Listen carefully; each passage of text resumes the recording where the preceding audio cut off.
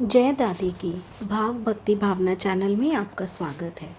आज हम मार्गशीर्ष कृष्ण पक्ष की एकादशी की कथा सुनेंगे। इस एकादशी को उत्पन्ना एकादशी भी कहते हैं। नैमिषारण्य क्षेत्र में ऋषियों ने श्री सूत जी से प्रश्न किया कि एकादशी कैसे उत्पन्न हुई। श्री सूत जी बोले, अनंत पुण्य प्रदायिनी एकादशी की उत्पत्ति के संबंध में प्राचीन काल में भगवान कृष्ण ने अपने परम भक्त युधिष्ठिर से कहा था। वह सारा वृतांत मैं आप सबसे कहता हूँ। श्री सूत जी ने कहा, एक समय युधिष्ठिर ने भगवान कृष्ण से पूछा, हे भगवान, पुण्यमय एकादशी की उत्पत्ति कैसे हुई? एकादशी का व्रत किस विधि से किया जाता है और उसका क्या फल प्राप्त होता है? उपवास के दिन जो क्रिया की जाती है, आप कृपा करके इस एकादशी की समस्त महिमा मुझे सविस्तार सुनाने की कृपा करें। यह सुनकर श्री कृष्ण कहने लगे, हे युधिष्ठिर, मैं एकादशी के व्रत का महात्म तुमसे कहता हूँ, ध्यान लगाकर सुनो। सर्वप्रथम हेमंत ऋतु में मार्गशीर्ष कृष्ण पक्ष के एकादशी से इस व्रत को आरंभ करना चाहिए। दशमी को सायकाल भोजन करके अच्छी तरह से दातुन करना चाहिए ताकि अन्न का कोई भी कण मुंह में न रह जाए। रात्रि को भोजन कदापि नहीं करना चाहिए व अधिक नहीं बोलना चाहिए। एकादशी के दिन प्रातः 4 बजे उठकर सबसे पहले व्रत का संकल्प करें। इसके पश्चात शौच आदि से निवृत्त होकर नदी, तालाब, बावड़ी या कुएं पर जाकर स्नान से पहले अपने शरीर पर मिट्टी का चंदन लगाना चाहिए। व्रत करने वाले को शुद्ध जल से स्नान करने के बाद पापी, चोर, पाखंडी, परस्त्रीगामी, परनिंदक, दुराचारी, दूसरे के धन को चुराने वाला, मंदिरों में चोरी करने वाला, मिथ्याभाषी या किसी भी प्रकार के दुष्ट मनुष्य से बात नहीं करनी चाहिए। यदि अनजाने में इनसे बात हो भी जाए तो इस पाप को दूर करने के लिए सूर्य नारायण के दर्शन कर लेने चाहिए। स्नान के पश्चात धूप, दीप, नैवेद्य आदि 16 चीज़ों से भगवान का पूजन करना चाहिए और रात को दीप दान करना चाहिए। ये सभी सत्कर्म भक्ति और श्रद्धायुक्त होकर करना चाहिए। उस रात्रि को शयन और रात्रि प्रसंग नहीं करना चाहिए। सारी रात्रि भजन कीर्तन करना चाहिए। जाने अनजाने में किए गए पापों की क्षमा मांगनी चाहिए। धार्मिक जनों को कृष्ण पक्ष और शुक्ल पक्ष की दोनों एकादशियों को एक समान समझना चाहिए। जो मनुष्य ऊपर लिखी विधि के अनुसार एकादशी का व्रत करते हैं, उन्हें शंखोद्वार तीर्थ में स्नान करके भगवान के दर्शन करने से जो फल प्राप्त होता है, वह एकादशी व्रत के 16वें भाग के समान भी नहीं है। व्यक्तिपात के दिन, संक्रांति के दिन और सूर्य चंद्र ग्रहण में स्नान दान करने से जो फल प्राप्त होता है, वही पुण्य मनुष्य को एकादशी का व्रत करने से प्राप्त होता है। अश्वमेध यज्ञ करने से जो पुण्य प्राप्त होता है, उससे 100 गुना पुण्य एकादशी का व्रत करने से मिलता है। 1 लाख तपस्वियों को 60 वर्ष तक भोजन कराने से 10 गुना, 10 ब्राह्मणों को भोजन कराने से 1000 गुना पुण्य भूमि दान करने से होता है। उससे 1000 गुना पुण्य कन्यादान करने से प्राप्त होता है और उससे 10 गुना पुण्य विद्या दान करने से होता है। विद्या दान से 10 गुना पुण्य भूखे को भोजन कराने से होता है।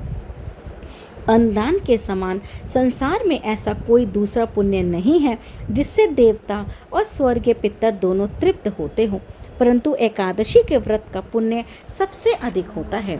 इस दान का महात्म देवता भी वर्णन नहीं कर सकते। 1000 यज्ञों से भी ज़्यादा इसका फल मिलता है। एकादशी के व्रत का प्रभाव देवताओं को भी दुर्लभ है।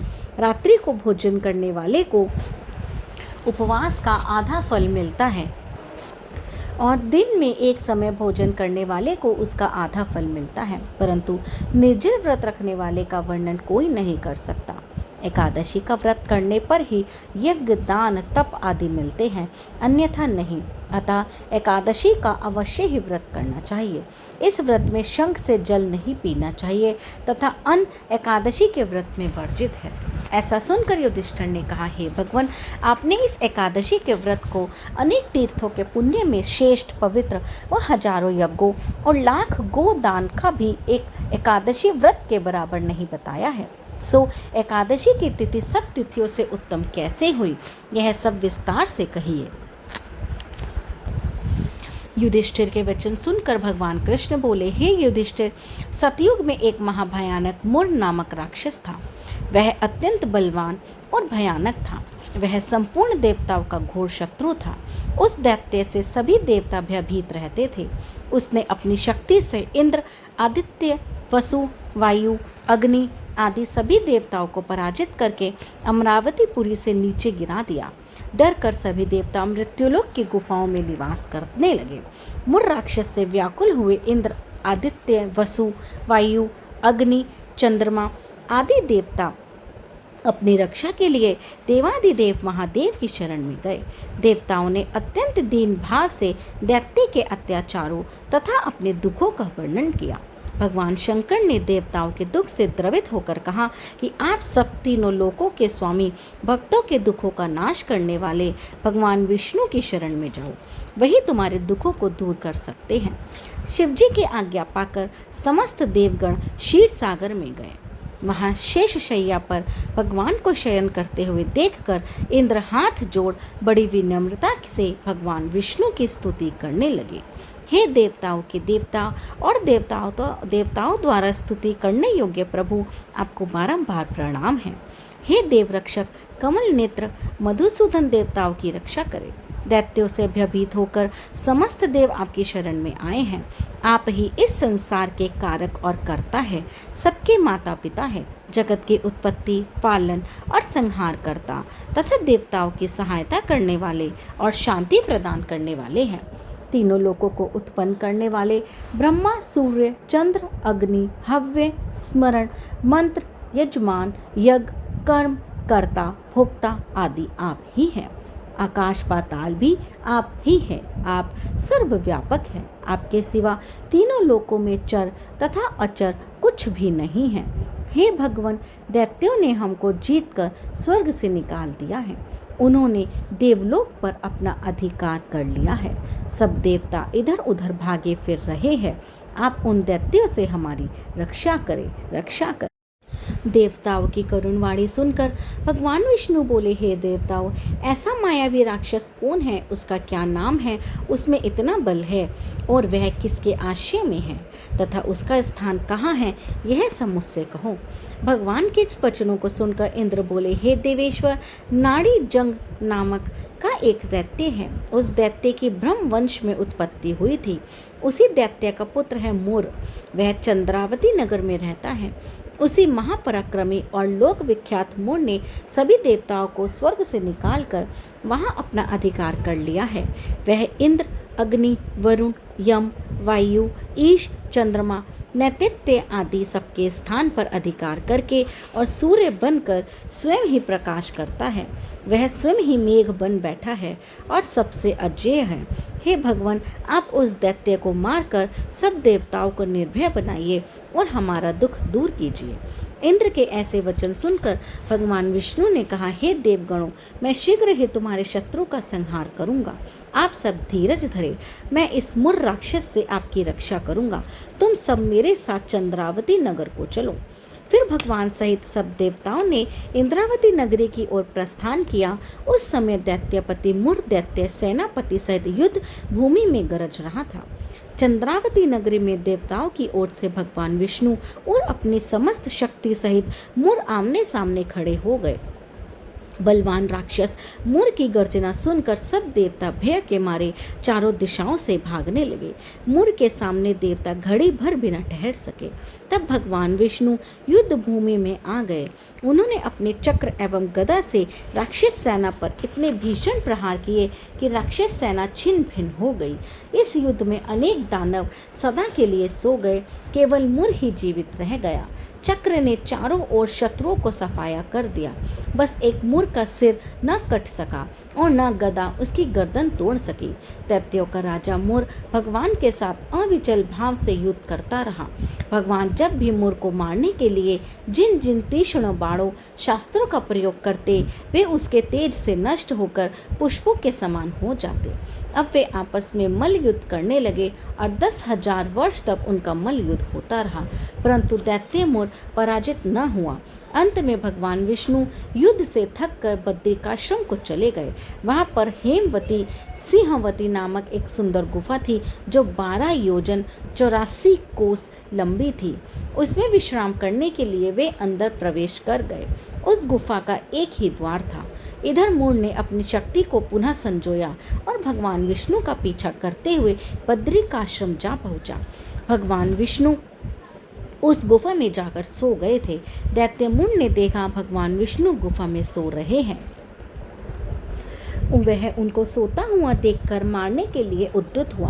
मूर ने सोचा, यदि विष्णु जागकर सामना करेंगे तो मेरा और मेरी सेना का संहार कर डालेंगे। अतः अचेत अवस्था का लाभ उठाकर मुझे विष्णु पर प्रहार करना चाहिए। हे धर्मराज, मूर की ऐसी भावना जान विश्राम कर रहे विष्णु भगवान के शरीर से एक कन्या स्वरूप तेजस्वी शक्ति प्रभावशाली अस्त्र शस्त्र धारण किए हुए उत्पन्न हुई। उस शक्ति संपन्न कन्या ने सामने आकर तत्काल मूर को ललकारा और युद्ध करने लगी। वह दैत्य विष्णु पर प्रहार करना भूल आश्चर्यान्वित होकर इस कन्या की ओर देखने लगा और उसके साथ युद्ध करने लगा। उस कन्या के भयानक पराक्रम को देखकर दैत्य विचारने लगा कि इस कन्या को किसने बनाया है जो ऐसा भयानक युद्ध कर रही है। वह ऐसा सोच ही रहा था कि उस शक्ति संपन्न कन्या ने देखते देखते मूर के अस्त्र शस्त्र नष्ट कर दिए। उस बलवान दैत्य के रथ को चूर चूर कर दिया। दैत्य मूर के साथी राक्षस इस कन्या के हाथों मरने लगे। तब वह दैत्य क्रोध करके उससे मल्ल युद्ध करने लगा, क्योंकि वह शस्त्रहीन हो चुका था। परंतु कन्या ने धक्का मारकर उसे पृथ्वी पर पटक कर मूर्छित कर दिया। जब वह दैत्य मूर्छा से जागा तो कन्या ने उसके वक्ष पर चरण रखकर उसका सिर काट कर उसे यमलोक पहुंचा दिया। इस प्रकार वह दैत्य पृथ्वी पर गिरकर मृत्यु को प्राप्त हुआ और बाकी दैत्य डर कर पाताल लोक में चले गए। दैत्य का वध हुआ देखकर समस्त देवता भगवान विष्णु की जय जयकार करने लगे और आकाश से पुष्पों की वर्षा होने लगी। जब भगवान विष्णु की निंद्रा टूटी तो उन्होंने देखा कि उनके सामने मूर अंगहीन मृतक अवस्था में पड़ा हुआ है और एक दिव्य कन्या विजय का उल्लास और विनम्रता से दोनों हाथ जोड़े खड़ी है। भगवान विष्णु मूर की मृत्यु पर प्रसन्न होकर उस कन्या से पूछने लगे, हे देवी, जिस दैत्य से इंद्रादि सब देवता भयभीत होकर स्वर्ग से भाग गए थे उसको किसने मारा? उन्होंने आगे कहा, हे देवी, तुम कौन हो? भगवान विष्णु के पूछने पर कन्या ने अपना परिचय दिया और बोली, भगवान, मैं आपका ही तेज हूँ। जब आप सो रहे थे तो वह दैत्य आपको मारने के लिए आया। उस समय आपकी योग माया द्वारा आपके शरीर से उत्पन्न होकर मैंने इस दैत्य को मार गिराया। दुष्ट मूर सामान्य युद्ध नियमों की अवहेलना कर उस समय हमला करना चाहता था जब आप सोए हुए थे। विष्णु भगवान बोले, हे देवी, तुमने देवताओं के भय को दूर करके बड़ा पवित्र कार्य किया। तुमने अनीति करने वाले दैत्य का वध किया। मैं तुमसे प्रसन्न हूँ, अतः तुम इच्छा अनुसार वर मांगो। तुमने तीनों लोकों के देवताओं को सुखी किया है।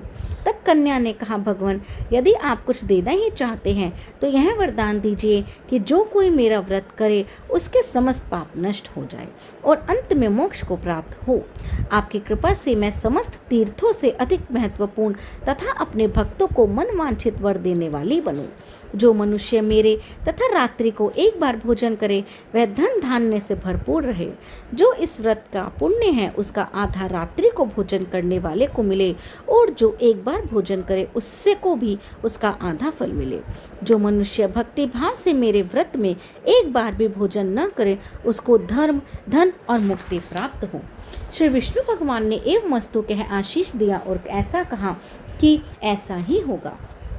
मेरे को और तुम्हारे भक्त एक ही होंगे और वे अंत में मोक्ष प्राप्त करके मेरे लोक को जाएंगे, क्योंकि तुम एकादशी को उत्पन्न हुई हो, अतः तुम्हारा नाम एकादशी होगा। तीनों लोकों में तुम एकादशी के नाम से जानी जाओगी। तुम्हारे भक्त संसारिक सुख भोग कर अंततः मोक्ष को प्राप्त होंगे। तुम्हारे शुक्ल अथवा कृष्ण पक्ष के रूप में सदैव सम्मान मिलेगा। तुम मुझे सब तिथियों में प्रिय हो, इस कारण तुम्हारे व्रत का फल सब तिथियों से अधिक फल देने वाला होगा। यह मेरा तुम्हें आशीर्वाद है। ऐसा कहकर भगवान अंतर्ध्यान हो गए और प्रभु के उत्तम वचनों से संतुष्ट सम्मानित होकर वर प्राप्त कर एकादशी अत्यंत प्रसन्न हुई। भगवान श्री कृष्ण बोले, हे युधिष्ठिर, जो व्यक्ति एकादशी महात्म की इस कथा को पढ़ेगा अथवा सुनेगा वह अनंत पुण्य का भागी बनेगा। एकादशी व्रत करने वाले को मैं मोक्ष पद देता हूँ, उसके शत्रुओं का नाश एवं समस्त विघ्नों का नष्ट करता हूँ। एकादशी पापों को नष्ट करने वाली तथा सिद्धि देने वाली है। दोनों पक्ष के एकादशी को समान ही मानना चाहिए, कोई भेदभाव नहीं समझना चाहिए। एकादशी महात्म को जो पढ़ता और सुनता है उसको अश्वमेघ यज्ञ का फल प्राप्त होता है। वह करोड़ों वर्ष तक विष्णु लोक में वास करता है और वहाँ भी उसका पूजन होता है।